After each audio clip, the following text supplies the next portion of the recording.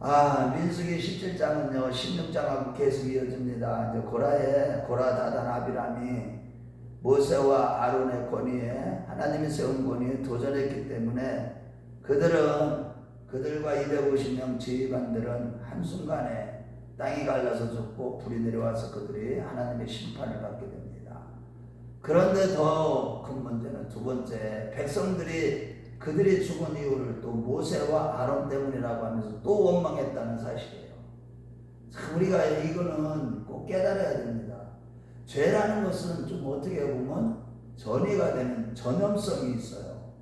그래서 어떤 사람이 죄를 지었을 때 다른 사람에까지도 그 얼이 미쳤다 이런 얘기하는데, 영적으로 보면 신약시대 쪽으로 얘기하면 그 영들이 이쪽에도 올라와 있다. 그러니까 사단과 악한 영들, 귀신들, 세력들이 이렇게 다른 사람들에게 또 전달이 이렇게 된다 이거예요.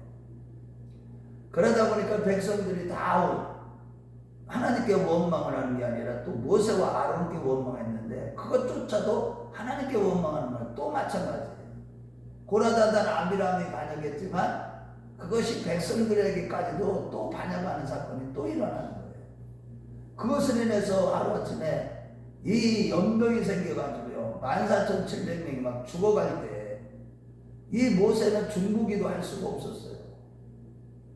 그들의 죄가 확연히 또 두 번씩이나 이렇게 죽을 죄를 또 저지르니까, 더군다나 이 가데스 바네에서 반역 사건으로 그렇게 하나님 앞에 엄청난 심판을 받았고 40년 동안 광야 생활하고 1세대들 다 죽게 될 것이라는 그런 말씀까지 들었는데도 또 원망하는 거예요. 그러니까 하나님이 이번에는 그 연병이 그들 가운데 일어나게 하셔서 죽게 만들기 시작합니다. 그래서 모세는 아론에게 가서 속죄의 제사를 드리고 향로에 불을 켜라, 향을 피우라. 그래가지고 이 아론이 중보하는 것 때문에 결국은 그 14,700명의 죽음 위에 연병이 그쳤어요. 그런데 이제 하나님께서 이런 것들을 보시면서 또 하나님이 이제 17장에 이어서 세 번째 사건으로 아론의 쌍난 지팡이 사건을 하나님께서 보여주시고, 그것이 영원한 그들이 원망할 수 없게 하는 표징이 되게 하기 위해서 언약궤에 아론의 쌍난 지팡이를 두게 하시는 사건이 기록된 겁니다. 그래서 하나님께서는 모세에게 12지파에게 다 지휘관들의 지팡이를 다 갖고 와라. 그러고 여기서부터 루벤 지파부터 요셉 지파까지 12지파 이름을 다 쓰고, 자기들 지팡이 이름을 다 쓰고, 그 다음에 그 레위 지파 지팡이에는 아론이라는 이름을 써서 언약궤 앞으로 증거장막 앞으로 거기다 갖다 놔라. 그래갖고요, 이스라엘 백성들에게 그렇게 명령하시고 지팡이를 거기다 갖다 놨어요. 그런데 그 다음날 아침에 딱 가보니까 놀라운 기적이 일어난 거예요. 다른 모든 지팡이는 그대로 있는데 아론의 지팡이에만 um이 돋고 순이 나고 꽃이 피고 열매를 맺었다는 거예요. 그런데 그 꽃이 살구꽃이었어요. 자, 이것은 뭘 상징하는지를 잘 이해를 해야 돼요. 이 구속사적인 의미도 굉장히 큽니다.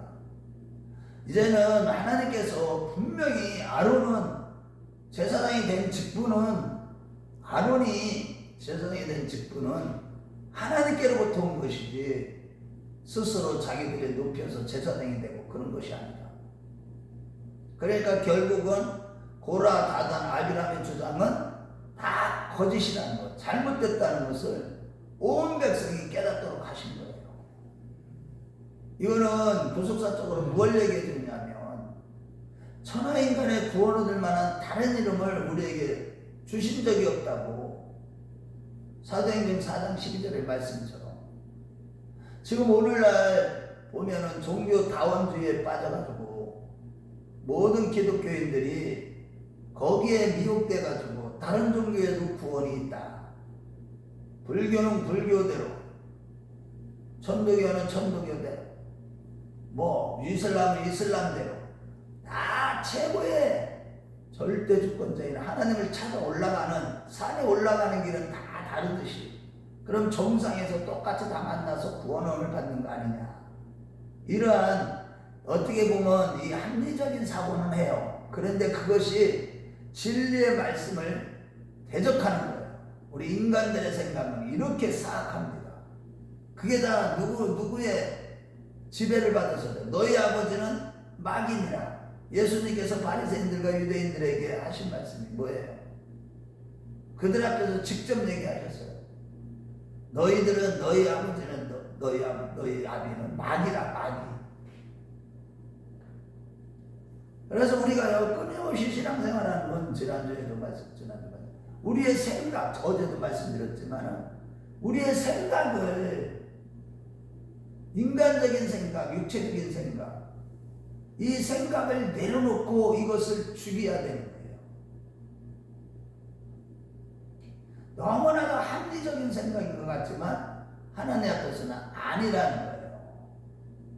사람의 보기에는 바르나 피르경은 사망의 길이라고 성경은 말씀하시는 거예요. 어떻게 보면 사람이 볼 때는 그게 바르게 보여요. 예수 외에도 다른 데도 구원이 있어야 될 거 아니냐.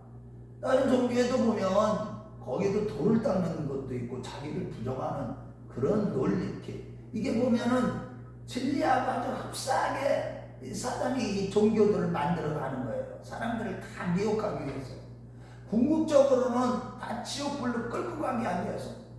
이 사단이라는 놈은 마지막 때는 특히 더 그래요. 한 영혼이라도 지옥불에 끌고 가게 하기 위해서. 특히 마지막 때는 미혹의 영들이 그렇게 강력하게 역사하는 거예요. 그래서 요한사도는 그런 얘기까지 했어요. 야, 너희가 영을 다 믿지 말고 이것이 하나님께로부터 온 영인지 이 악한 영, 사단의 영들인지 귀신의 영들이 역사한지를 잘 분별해야 되지 않겠느냐. 그것은 방법은 다른 거 없어요. 성령이 알려주셔야 됩니다. 성령의 계시가 있어야 됩니다. 알게 하셔야 돼요. 분별력이 있어야 돼요. 사람에게는 그런 분별력이 없어요. 끊임없이 영적 생활을 하는 사람들, 성령의 사람들, 믿음의 사람들을 통해서 그들을 분별할 수 있는데 뭘로 근거가 되느냐? 말씀, 오직 진리의 말씀을 아무리 달콤하고 논리적으로 합당하고 기적이 일어나고 표적이 일어나도 말씀을 딱 갖다 댔을 때 말씀에서 벗어나면 믿으면 안 되는 거예요. 대적을 해야 되는 거예요. 그런 걸 물리쳐야 되는 겁니다. 그런데 지금 보세요. 이 오늘날 이런 것들을 딱 보면 하나님께서 자기들에게도 함께 한다는 거야. 고라자손에게도 다단과 아비람도 다 최고. 다들 보면 인간적인 생각이 그렇게 무서운 겁니다. 우리도 마찬가지예요. 때때로요 우리가 수시로 배반하는 일을 들은 거 인간적인 생각 때문에 하나님을 배반하는 경우들이 너무나 많다는 거예요. 그래서 이 사도 바울은 우리 자신을 신뢰하지 않는 우리가 곧 할례당이라. 하나님께 구별된 백성은 누구냐? 자신을 신뢰하지 않는 자예요. 성령으로 거듭난 자들은요 자기 안에 있는 성령님이 날마다 죄를 보게 하시고 계시해 주시기 때문에 자기를 신뢰할 수가 없어요. 항상 오직 예수, 우리의 길과 진리와 생명이 되시며 나의 전부가 되시고 구원이 되시고 반석이 되시고 요새가 되시는 예수 그리스도, 그분 한 분만을 바라보고 그분만을 생각하고 그분의 말씀으로 우리가 온전히 쫓아가서 십자가의 도를 행하는 거, 이거 외에는 구원의 길이 없는 겁니다. 인간에게. 그래서 신학적으로 그걸 갖다 배타적이라고 그래요. 배타적. 다른 종교는 다 포괄적이에요. 가톨릭 같은 경우에는 아주 달콤합니다. 사람들 착한 일 많이 하고 그 왼쪽을 다 드러나게 하고 자기 공로 드러나게 하고, 그러면서도 그들은 착한 일을 많이 한다. 저 사람들한테 그렇게 인식을 시켜가면서. 그러니까 오늘날 수많은 사람들이 그런 이단에 다 속아 넘어가고 미혹되고 있는 거예요.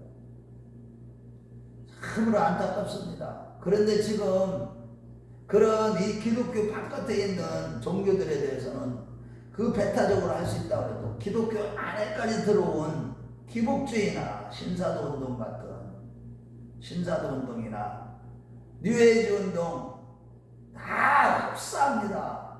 그러면서 종교 통합 운동 WCC, WEA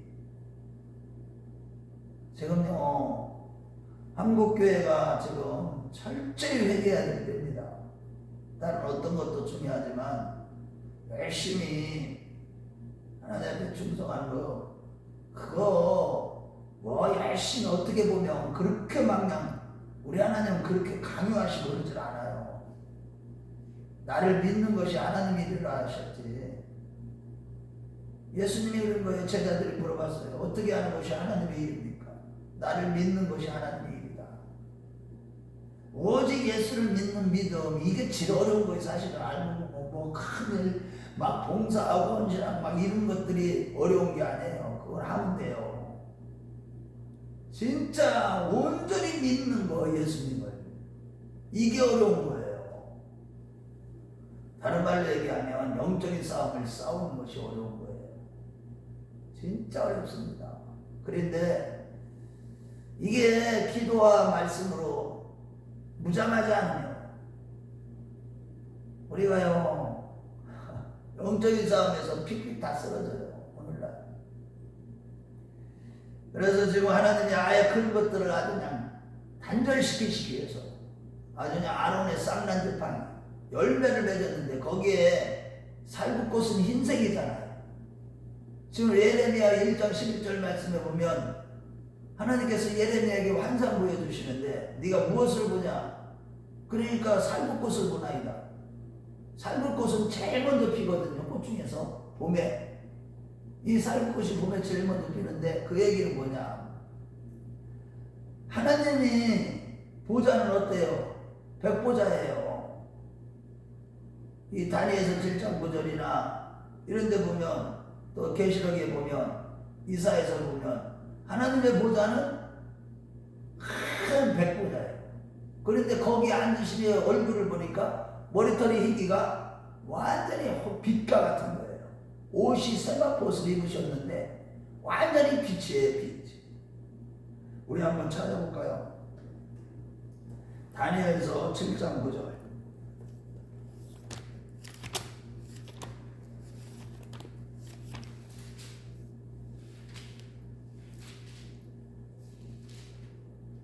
자, 같이 읽어봐요. 시작. 내가 보니 왕자가 보이고 옛적부터 항상 계신 이가 자정하셨는데 그의 모습이 희기가 눈 같고 그의 머리털은 깨끗한 땅의 털 같고 그의 보좌는 불꽃이요 그의 바퀴는 타오르는 불이며. 완전히 하얀색은 뭐냐? 우리 하나님이 지극히 순결하시고 거룩하시다는 거예요. 그분은 완전히 빛으로 흰색으로 이렇게. 그래서 이사야서 1장 18절에도 뭐라고 해요? 우리도 마찬가지예요. 주 예수 그리스도를 믿으면 우리가 어떻게 되는 거예요? 주님 앞에 나와서 너희 죄가 주홍 같을지라도 내게 나와서 변론하자. 너희가 흰눈같이 휘어질 것이고 양털같이 희게 되리라. 그래서 우리가요 항상 주님을 닮아간다는 것은 우리가 날마다 회개하고 깨끗해지는 거예요. 그래서 예레미야에게 그 하나님으로부터 이제 심판의 말씀이 쏟아질 때 예레미야 1장 11절에 보면 네가 무엇을 보느냐 하니까 살구꽃 나무를 보나이다. 그러냐? 그럼 이제 지금부터 또다시 두 번째로 봐라. 누구 뭘 보이냐? 북으로부터 기울어진 풀무불을 보나이다. 하나님의 심판이 이제 왕 이스라엘에 쏟아진다. 그런 걸 상징적으로 보여주신 거죠. 자, 그러가고 예수는 이제 십자가, 아론의 쌍난지팡이를 생각해 봅시다.